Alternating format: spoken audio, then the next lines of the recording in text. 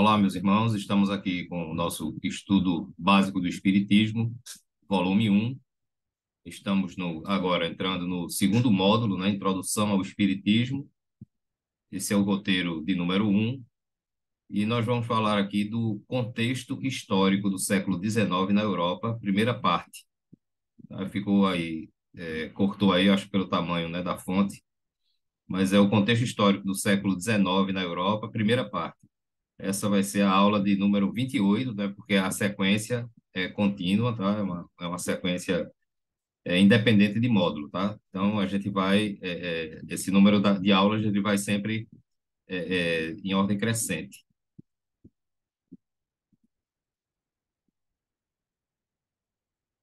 Bom, aqui é aquele slidezinho que eu deixo aqui, tá? Para pedir a interação de vocês no nosso canal, tá? Vocês puderem aí para dar uma força ao nosso canal, para que a gente permaneça sempre com esse estudo.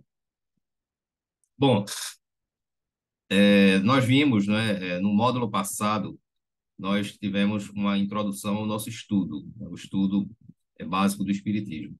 E vimos e tivemos algumas aulas assim que são de, de, de grande importância, não é? Aliás, todas elas são, porque nós planejamos uma sequência, não é, para que aquelas pessoas que estão começando no Espiritismo elas possam entender como é que a coisa funciona, como é que a coisa surgiu, tá? E o que a gente observou, principalmente lá na última aula, quando a gente leu aquela passagem de Jesus lá que está lá na Bíblia, né, em João, anotada por João, onde Jesus ele afirma que enviaria um consolador, né, o consolador prometido, que seria, e ele intitula, não é, ele nomeia como esse consolador como o Espírito de Verdade.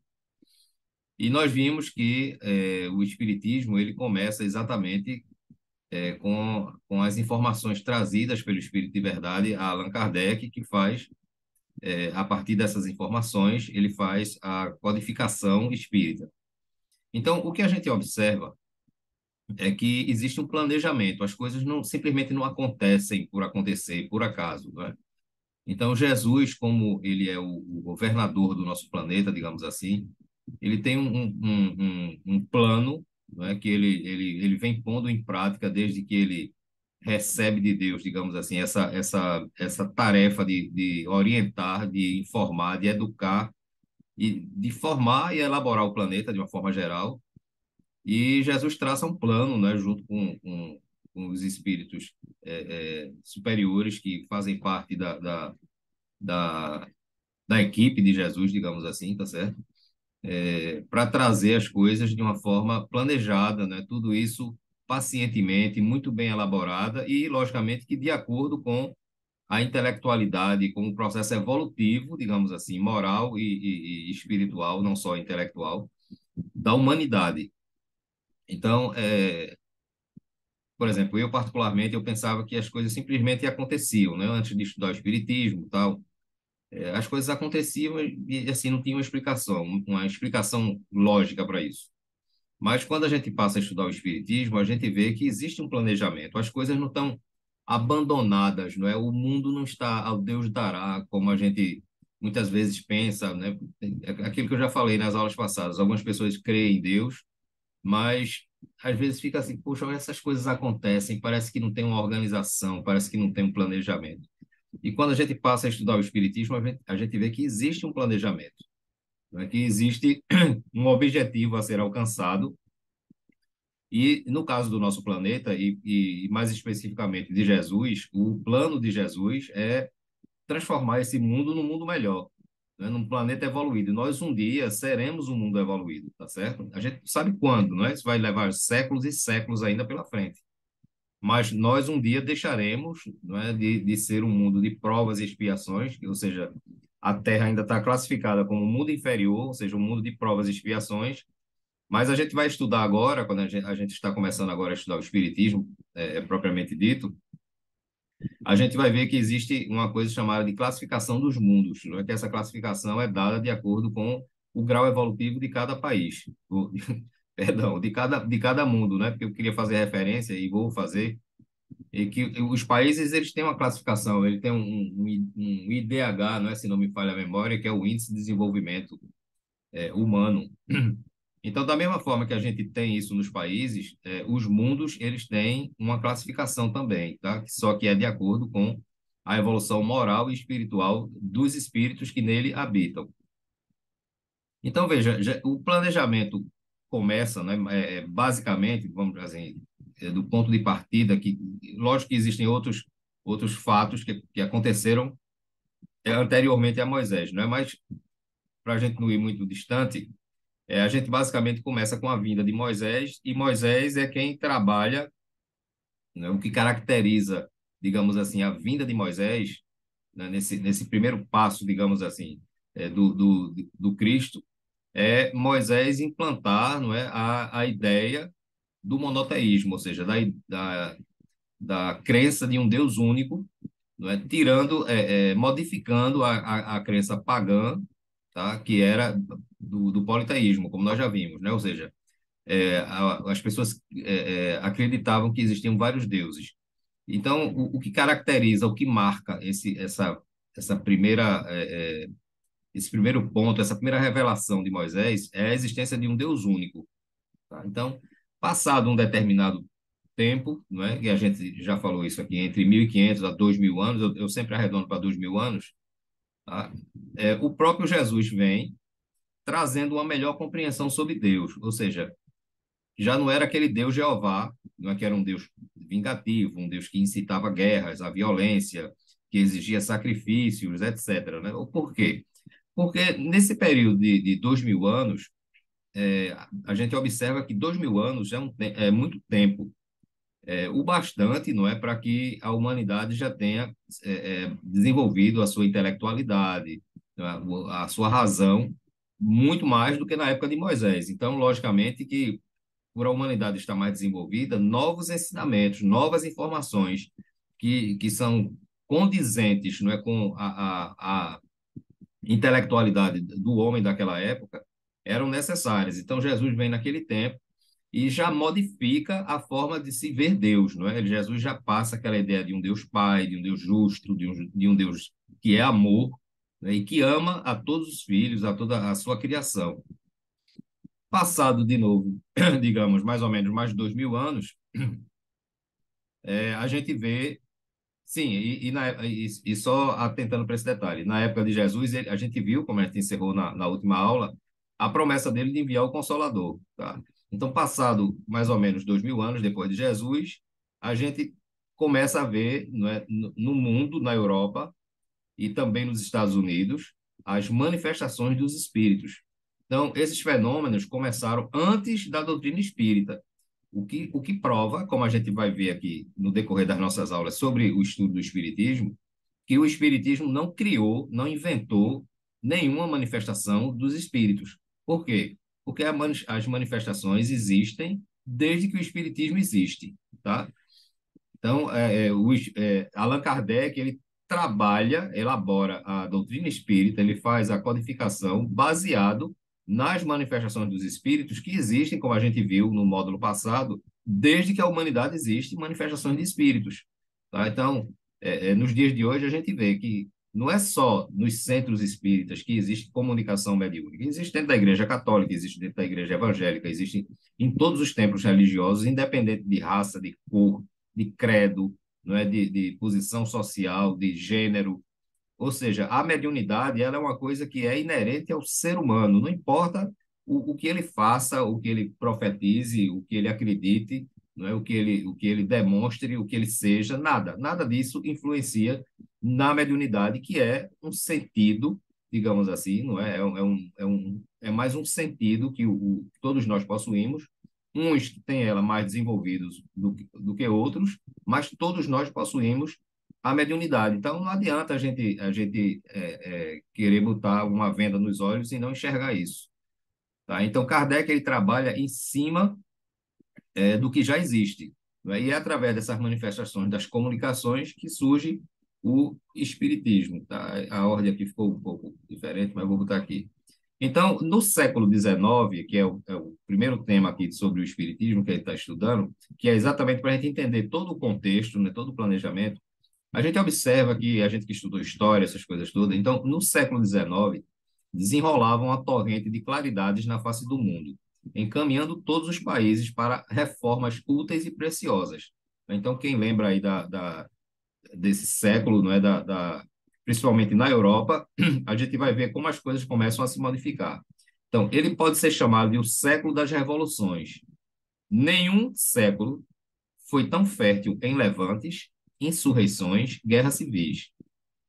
Essas revoluções foram quase todas dirigidas contra a ordem estabelecida, em favor da liberdade, da democracia política ou social, da independência ou unidade nacionais. Então alguém pode dizer assim, mas peraí, como é que isso é o século das luzes, se teve guerra, se teve insurreição, se teve levantes, enfim. Mas é porque, na época, se hoje ainda é assim, imagine no século XIX, mas a gente está no século XXI, imagine no século XIX. Por quê? Porque, pela nossa inferioridade, nós ainda precisamos, né, dessa violência, dessas brigas, desses levantes, para modificar as coisas. Ou seja, é preciso o uso da força. Infelizmente, é preciso que se usasse a força para que se conseguisse as coisas. Ainda hoje é assim, não é? Ainda hoje é assim. Mas dia virá que não precisaremos mais, não é, de levantar a mão contra nosso próprio irmão, né, para poder conseguir as coisas. Isso está longe, como eu já falei. Mas dia virá que isso com certeza fará parte, não é, da característica humana do nosso planeta Terra. Então, a gente observa que, principalmente na Europa, repetindo, não é, houve muitos levantes, não é, a Revolução Francesa, a gente vai falar dela, a Revolução Industrial, uma série de coisas que deram um impulso muito grande ao progresso da humanidade, não é? Ou seja, foi preciso esse uso de força para poder trazer um pouco mais de justiça, de equilíbrio, né, para que as pessoas pudessem ter uma vida justa, mais equilibrada. Então, a gente vê que esses movimentos todos, eles surgem principalmente lá na Europa. Então, o século XIX, ele foi abençoado pela bondade superior, a despeito de todas as dificuldades do período. Além das enormes contribuições culturais, fomos distinguidos pelo advento do Espiritismo, materializado pelo professor Hippolyte Léon Denisard Rivail, que adotou o pseudônimo de Allan Kardec. Então, é,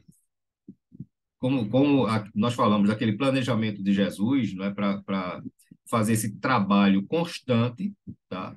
E determinado, logicamente, mas tudo isso bem planejado, não é isso seguindo um planejamento é, é, é, rígido. Então a gente vê que a humanidade, né, já estava começando a brigar, não é, a lutar, defender os seus direitos de paz, de justiça, de equilíbrio. Então, já se tinha condições de dar um passo maior do que foi dado com o próprio Cristo, não é? Porque Jesus está sempre esperando o amadurecimento, não é, da mente humana para poder perceber e compreender as coisas cada vez mais. Então, por exemplo, se com o Espiritismo, não é, que surgiu aí no século XIX, já foi o terceiro passo e um passo, digamos assim, muito mais, trazendo muito mais benefícios do que com os dois passos anteriores. Por quê?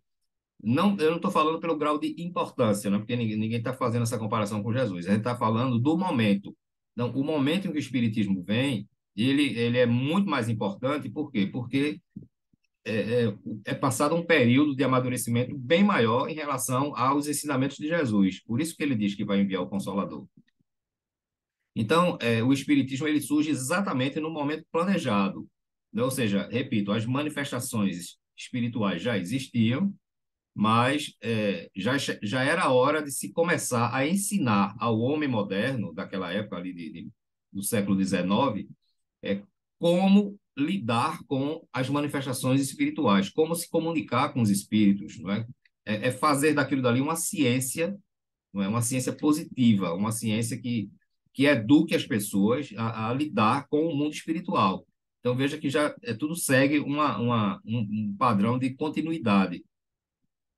Entretanto, é o século que dá início aos grandes movimentos revolucionários europeus que derrubaram o absolutismo, implantaram a economia liberal e extinguiram o antigo sistema colonial, Movimentos esses apoiados nas ideias renovadoras da filosofia e da ciência, divulgadas no século XVIII por espíritos reformadores, denominados iluministas e enciclopedistas.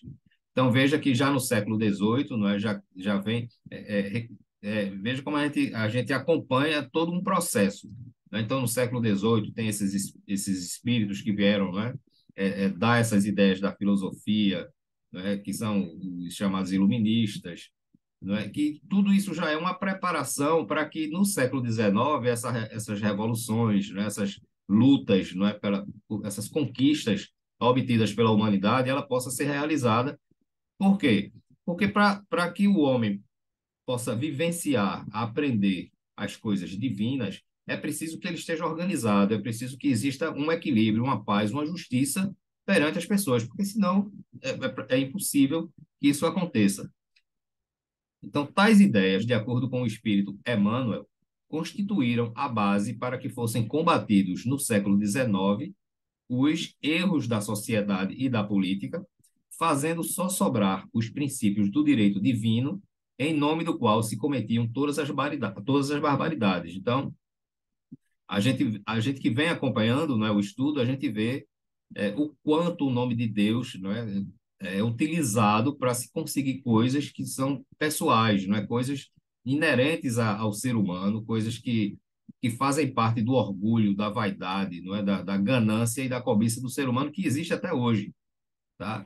Só que naquela época era uma coisa muito mais acentuada. Então, o nome de Deus era muito, muito utilizado, não é? Deus entre aspas, não é? Deus era o responsável por tantas barbaridades que se cometiam, não é? No nome dele. Vamos encontrar nessa pleiade de reformadores os vultos veneráveis de Voltaire, que foi de 1694 a 1778, Montesquieu, de 1689 a 1755, Rousseau, que foi de 1712 a 1778, D'Alembert, de 1717 a 1783, Diderot, de 1713 a 1784, Quesnay, eu acho que o nome é Quesnay, não sei pronunciar dele, deve ser isso mesmo, 1694 a 1774. Então, suas lições generosas repercutem na América do Norte, como em todo o mundo. Entre cintilações do sentimento e do gênio, foram eles os instrumentos ativos do mundo espiritual para a regeneração das coletividades terrestres. Então, essas pessoas que nós citamos agora, né, que fizeram parte daquelas revoluções, da Revolução da Francesa, e que mudou a história, não é? A gente lembra, né, quando a gente estudou isso em história, como a sociedade progrediu, não é? Como a civilização progrediu depois dessa revolução, não é? Com leis mais justas, enfim, um trabalho, né, digno, remunerado, o final das classes dominantes, não é? Que aquelas pessoas que tinham poder e que dominavam realmente, ainda mas era muito, muito, muito mais injusto antes da Revolução Francesa, não é? Muito mais injusto.